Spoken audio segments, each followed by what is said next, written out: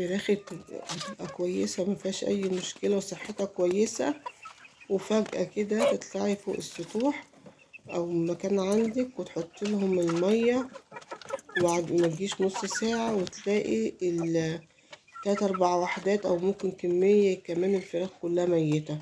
ايه السبب بقى؟ السبب ان حضرتك ما ينفعش ان انت تحط لهم مية على طول. حط لهم الاكل ياكلوا، وبعد ما ياكلوا يشربوا المية. لكن المية هتخش عندهم هتلاقي ما فيش مية، هتحط لهم مية طول عطشانين، يبقى انت كده بتموتيهم. الفراخ يجي لها كده هبوط حاد في الدورة الدموية، وتلاقي فجأة كده واحدة منك.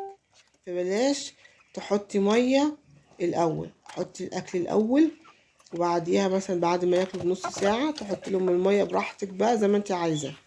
لكن بلاش تحطي المية للطيور أول حاجة تعمليها وانت طالعة فوق السطح،